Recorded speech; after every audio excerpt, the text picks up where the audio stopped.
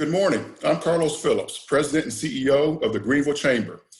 Thank you for joining us this morning for our Community Matters series. We host these webinars each week to connect you with local, state, and national leaders, and you can find past recordings as well as the upcoming schedule at www.greenvillechamber.org. A couple of housekeeping rules before we get started.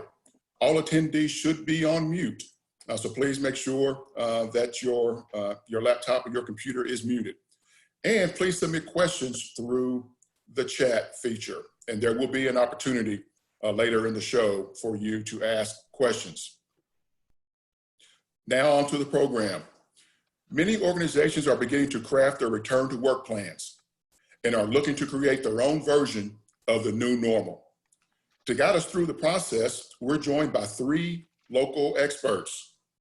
Julie Godshall Brown, owner and president of the Godshall Staffing and Recruiting, Nichelle Harrison, owner of the MAP Agency, and Leslie Hayes, founder and president of the Hayes Approach. Welcome. Thanks for joining us this morning. Thank you. All right. I'm so glad that you're here. Let's jump right in, and we'll start with Leslie. Leslie, if you will begin the conversation for us with an overview of realigning team expectations and employee relations.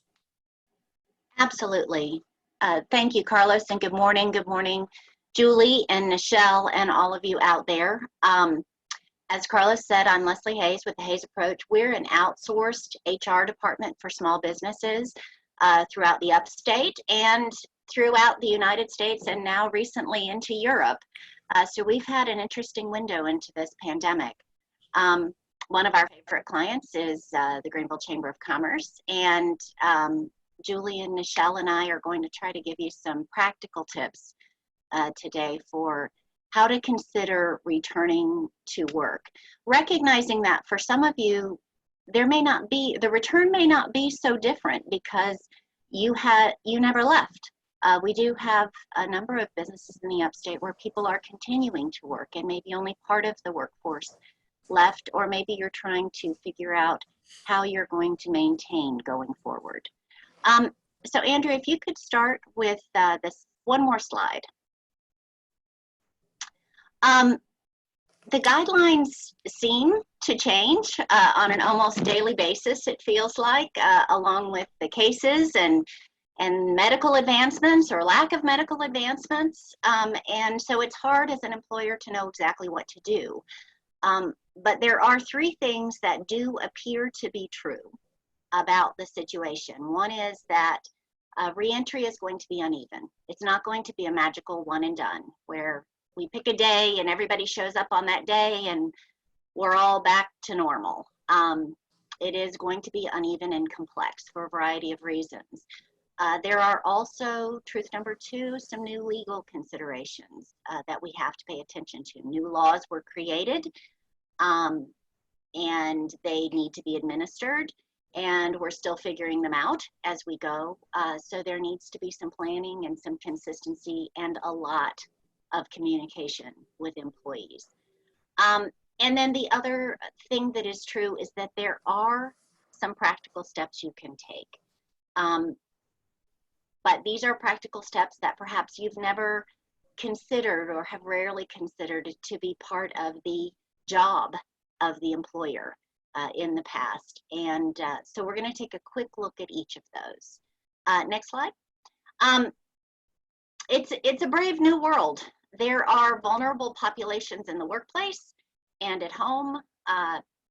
We have always had vulnerable populations, but with the infectiousness rate of this illness and the fact that people who are asymptomatic can transmit, they have become an even bigger issue.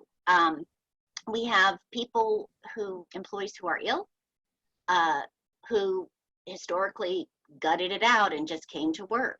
And we really need them not to do that now. And that's a big mind shift for the employee and the employer. We have employees who are ill and are at home but can work and want to work. And then we have employees who've got children that they've got to take care of. And maybe they can work some, and maybe they can't work at other times, and maybe it's inconsistent. We're going to have new instances of infection. As we re-enter and as restrictions lift, cases, while case numbers have been fairly stable in South Carolina, it is likely that they're going to go up. It is likely that more people are going to get infected. And we're going to have to deal with it. Hopefully the warm weather is going to have a great impact on transmissibility, but we need to anticipate that there will be another wave, and we've got to build in that flexibility. And finally, we've got some people who never left, right? We've got businesses who had to send some people home, but didn't send others. Some people went out on furlough, others didn't. And there may be some resentment in those groups as they start to come back together again. Some people perhaps resenting that others got to keep their jobs. Some of the people working perhaps resenting that the furloughed employees got to have a vacation. It's unclear how all of that is going to come together. Nichelle is going to dig more deeply a little later into the worker state of mind. But if you're going to be a successful employer, you will assume that these issues are in your workplace. Andrew,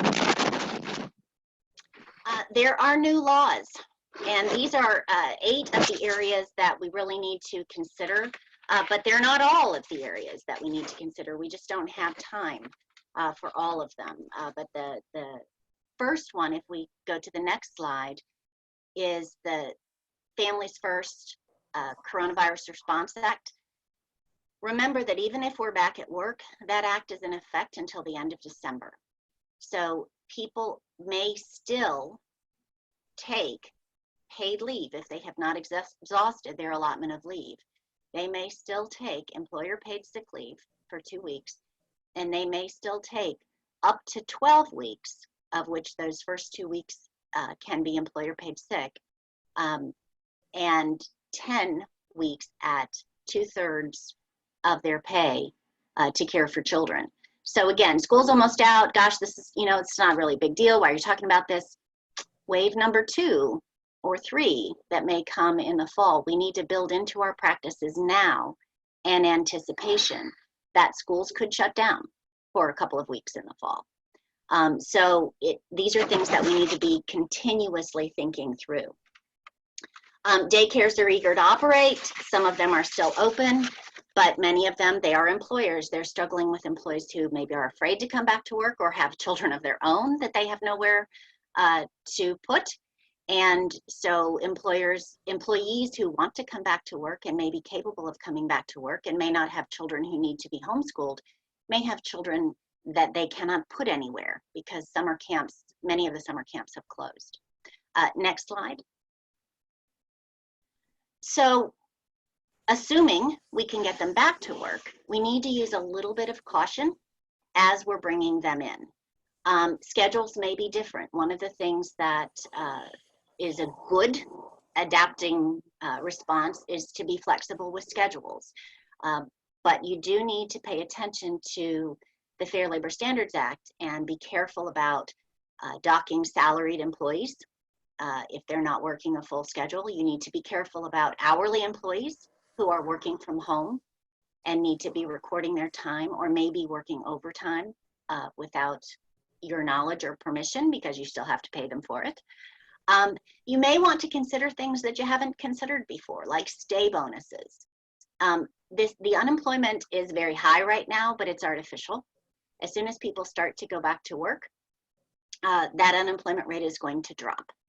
And there are going to be people who were furloughed or retired early or left the workforce for some other reason who simply do not return. So our employees are going to remember in the future how we treat them now.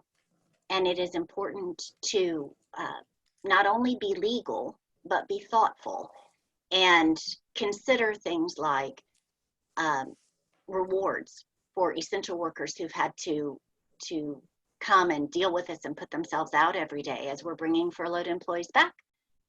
Should an essential worker, for example, get an extra day of paid time off? Not a recommendation. These are just creative brainstorming things to be thinking about.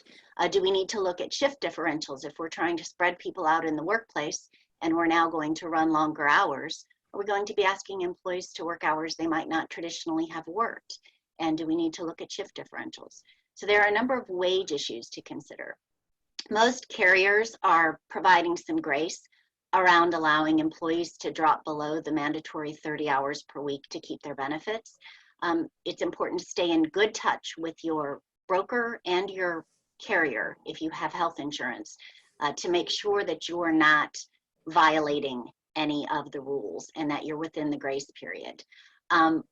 They're also recommending that employers give employees grace in paying their premiums or any of their portions of the premiums while they're out on leave, and carriers are providing a little bit of grace in premiums as well. Also recommending that you revisit your sick policies. Most of us don't provide a lot of sick, or we provide combined PTO, and people want to save it for vacation. We don't want people coming to work sick. So this is a time to consider, should we look at a temporary revision of our sick policy and how we're going to handle it?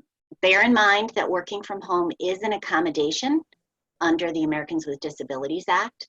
So it is important to, when an employee comes and says, hey, I want to work from home and this is why, potentially if you're an employer with 15 or more employees, to look at what is the reason. Is there a legitimate medical reason that they may need or want to work from home? And can you provide that accommodation? And as you are looking at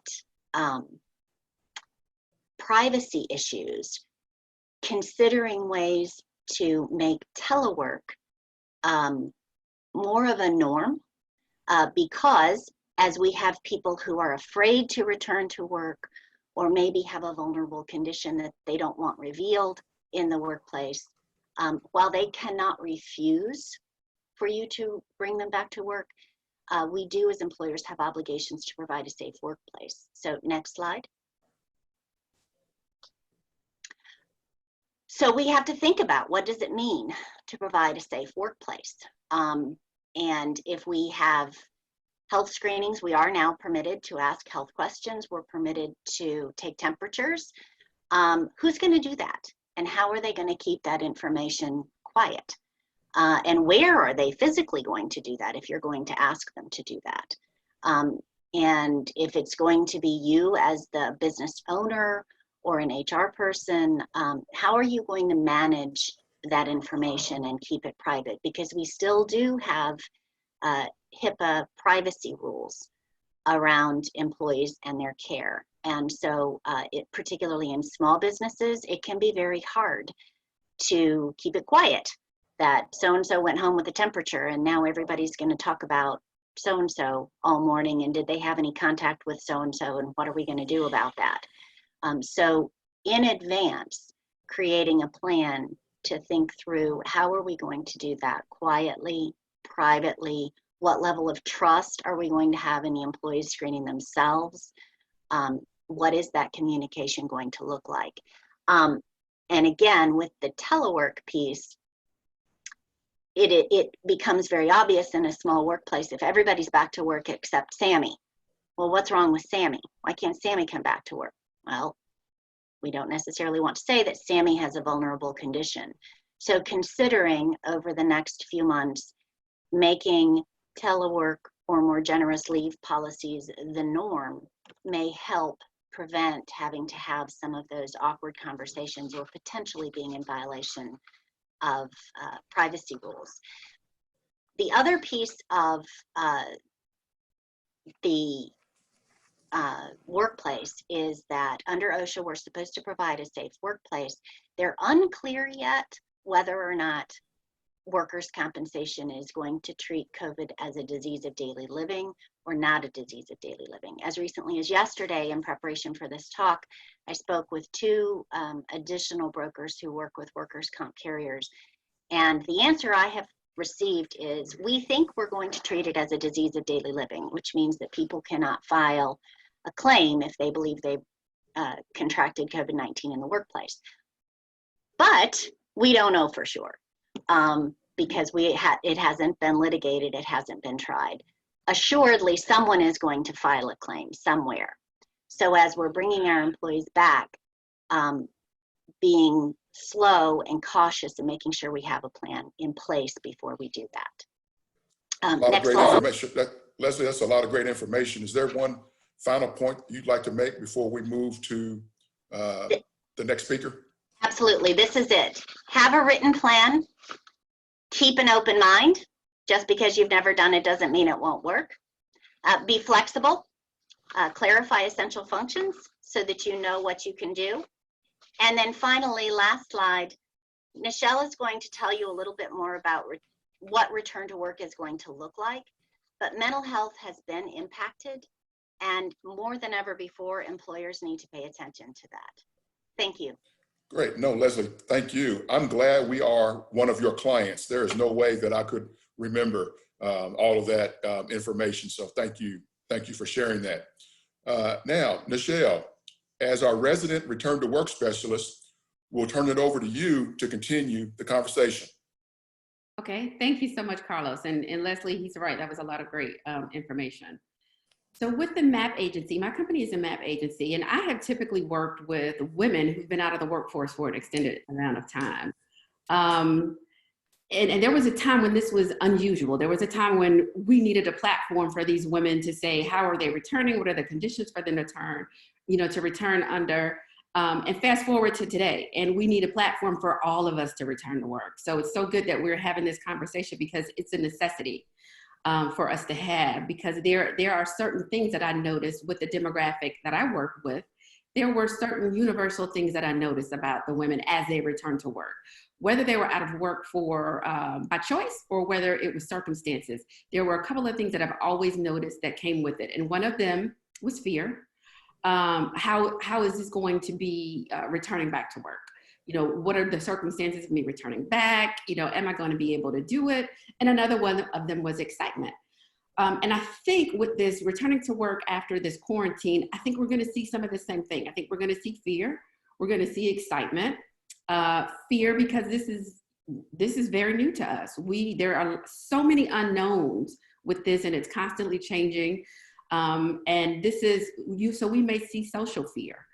We may see people afraid to be in those social situations, afraid to be, near their coworkers. And that's a real thing. And we may see excitement just for the same reason, because we've been quarantined. And with that excitement, we may see a loss of being careful, which could feed the fear. So because I'm excited to be out of the house, I may lose some of that carefulness that I've had in the couple of weeks. And that's just not for employers to look for. It's also for employees to look for, because we are, again, I hate to say this, but we are all in this together. So it's something that we all need to kind of be looking out for with each other. Is this person so fearful that they're not, having the right tools or the right frame of mind to do their job right? Is this person too excited? Are they crossing, personal barriers? So those are some things that we'll have to be on the lookout for, again, as a whole. This does not just fall on the employer. We all have to do things to keep each other safe. So for that. So I've noticed that those were some of the things that the women dealt with. And now this is something that we're all going to have to deal with. We know this is not going to be business as usual. Life as we know it is different, and it should be different. People are going to do different things to move forward. What I may need to make me feel safe, the next person may not need to make them feel safe and that they're doing their job successfully. So safety is relative with everyone. I think Leslie brought up different things about how we're going to keep each other safe. And that's really going to, even though we can put some universal things in place, people are handling this differently. And we just have to be aware of the different feelings that are coming up with this situation of returning to work after such an unsure thing that's happened to all of us. The work area is going to look different. How different is going to depend on the type of work and the company. We may even see hand washing stations, people working even further apart, staggered lunch and work hours. So those are some of the things that we may see that are going to be different. And this puts people in a different frame of mind. how do we make these people still make our workers or make our employees still feel safe and not feel as if they are walking into a war zone every day or walking into a situation that is a life or death situation? You know, these are very different times and people are handling them very, very different. So we just need to remember that what I need to feel safe may not be what the other person needs to face to feel safe. I think we're going to need a lot more communication. As we move toward reopening these workplaces, it's important to maintain an open form of communication with our employees. Maybe you have a team that does that. Maybe you have certain people that check on people, you know, how are you doing with this? You know, let's try to have a more open form of communication with checking on our employees, not just with the jobs they're doing, but how are they doing with this return to work? I think, Carlos, before this conversation, you opened up that you had this type with your staff and you made certain decisions. And that's what we're all gonna have to do. We're gonna have to make concessions and considerations. It's gonna be about being more open in our form of communication, but definitely listening to our employees, because this has been something that has taken a toll on everybody in different ways. There's not one way that we can say someone should have handled it. We all have been handling this very different. All right, Nichelle, thank you. Again, more great information, a lot of things to be mindful of as we plan our return to the office. Now, Julie, for many returning to work, it's not simply flipping a switch. Employers will need to rebuild their workforce. Can you walk us through that process? I sure can. Thank you for having me. You know, I wanted to start with just a definition of a workforce, and I think sometimes it's a little broader, and this is one I found and plagiarized a little bit. I hope Deloitte won't mind since I gave them the credit. But the combination of skills, talent options, jobs, and teams to perform work. And when you look at the talent options, they are plenty and they're growing. I have college kids right now who are working gig jobs. They're working DoorDash and this type of thing. Well, those options were not available to the workforce at one time. Rebuilding our workforce, I've got more questions, I think, this morning than I do answers, but I think we need to look at, you know, overall, are our organization's needs different moving forward than they were prior to this time? Are the needs of our employees different?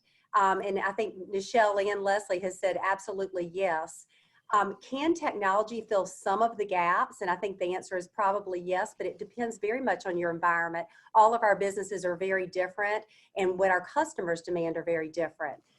How can we restore, rebuild our culture? We can't talk about rebuilding the workforce without talking culture. And then very importantly, and to Nichelle's point, where Carlos has already asked his employees, how do you feel about this? What making decisions with their input is something a lot of leaders, frankly, weren't in the position to do before. And so are our leaders equipped to lead for the future? Next slide. Deloitte also shares the workforce of the future. To be engaged and productive, you need a workforce that's adaptable, connected, flexible, empowered, and disciplined. Of those 5 words, there's not one of them that doesn't have an employer handhold in it. We have to give them we have to empower them and give them the tools to be these things, but also have the right people on the bus. Next slide. Again, more questions than answers, but we all know that our customers or the market drives our business. You look at a bottom-up approach from the employees, but in the end, the market is really what allows us to be in business, to pay our employees, to keep our lights on. And so I think the number one question a lot of our businesses are asking is, has what our clients, our customers, what they're demanding today, is it different than what it was before? For retail, it could be online, not just during this crisis, but ongoing. There are many, many things that the market will drive in this. Secondly, do we supplement skills with temporary employees or contractors? Of course, this is in my heart, but oftentimes during very or uncertain times, it's very difficult for employees to determine what those long-term full-time hiring needs are, and utilizing temporary employees or contractors to fill those gaps, or frankly to try out your the skills that you may feel that you need. It's a good option. Are there opportunities to outsource where we don't have core competencies? Many businesses for years have looked at this, but my sense is that the speed in which we consider outsourcing may increase, whether it's outsourcing HR, payroll, or other processes that at one time we all did in-house. Will reskilling of our current workforce be enough? I think training is going to be the answer to a lot of our gaps, but it may not be the entire answer. And then what we're seeing with a lot of our clients is they frankly lost key employees during this time. As companies have strained and stressed over the decisions of letting people go or keeping employees, they've lost some of the ones they didn't intend to lose because of the uncertainty. Next slide. Do we have the technology our employees need? Within literally a day, we became an organization at Godshall who was never, ever, ever remote. We were people business. We always felt like we needed to be face-to-face, and overnight we became a remote organization to meet the needs at this time. And that was not with a lot of stress and strain, but thank goodness the technology and Microsoft Teams and other platforms was there for us and really helped us to probably move years in days ahead. How have our roles changed? And again, will some be remote long-term?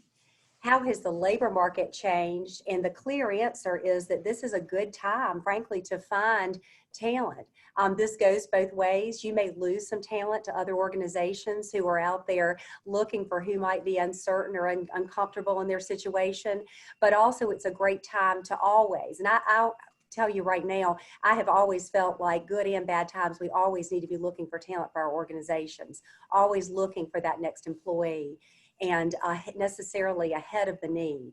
So yes, there is talent available, but so is there always. In uncertain times, do we hire full or part-time for the skills we need? Those are more questions than answers, but they're the conversation that management teams need to be having today. Next slide. And then in rebuilding our workforce, this list could probably be 2 pages long as well. But we will have employees that have short-term family needs, whether it is dealing with their own health issues or taking care of family members who are dealing with COVID or other issues. How will we fill those gaps? Is remote work always an option, or do we need to fill those gaps? And then do we have talented employees who now are going to desire and demand in some cases to work remotely? I feel that I probably will have some of that. Some folks who have proven themselves and said, hey, I have been productive during the times I'm at home, and why can't I do this more often? And I think we're all going to see that. And frankly, we've learned that they can. Can training or reskilling fill our gaps? We've talked about that. And then we mentioned unmet technology needs. Next slide. This is a critical conversation in my mind. I know for my team, I have talked a lot about, the Jesus and the disciples in the boat, and hey, who's staying in the boat and what we're going to learn by staying in the boat. And frankly, there was a time early on in this process that I would have much preferred to get out of the boat, and you all may feel the same way. But I will say that we've learned a lot from staying in that boat. It's been rough water. We've had some motion sickness and other things, but I have chosen to stay in the boat, and so has my team, and I'm very proud of that. So a lot of our emphasis is going to be on we've done it, we did this, we got through this deep, dark sort of period of time here. And then also everyone plays a part in the rebuilding process, the we need you. It reminds me of a story, I think it may have been Michael Jordan, and the coach said, hey, if we're going to win this game, it's going to be on you, and we need you. And only after the game did he find out that the teammates had been told the same thing. So my message to all of my employees is, we need you. You're going to be the reason we make it or not. You're the reason that we'll win. And it's true. My employees are the reason that we will.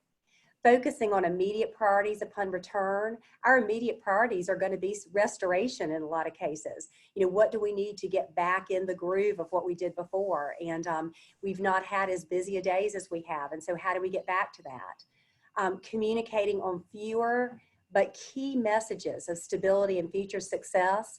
For my team, I've probably had 15 to 18 metrics that we look at every week.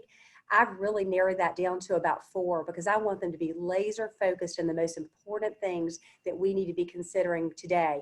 Every day, they know what those 4 things are. What are those 4 measures? Now, I'm still looking at the 18, but I also want them to have a very, very clear picture of what success looks like today. And what success looks like is taking care of our customers and our candidates and our employees. How do we do this if a portion of the workforce is remote? I wish I did have this answer. This probably makes me nervous as a leader, probably more than anything else, is how do I maintain the culture we've spent years and years developing when possibly I'm not going to be looking someone eye to eye. And this makes me nervous, but it challenges me as a leader, and I know I'm still learning in this. And then are our leaders prepared to lead? And I would say I'm probably, you know, I've gotten to about 70-30. I'm pushing up towards, you know, getting back to 100%, but it is going to be a different time. Next slide. And then this is my last slide, and just to remind everyone that there's many options as we look at rebuilding our workforce. Everything from leaning on vendors for areas where they really have knowledge and core competencies, to long-term contracts, short-term temporary, fractional executive talent is out there. Many, many options. Nichelle, I should have included women who've been home that are highly qualified, ready to come back to work. And so there's just many, many options. And this was my effort at sort of a word cloud, but I'm sure I could have filled up the page if time had allowed. And that's all I have, and I'm glad to answer any questions as well. Well, Julie, thank you for sharing. Thank you for sharing that information. Again, a lot of things to consider and think through as we plan our returns, our respective returns to the office.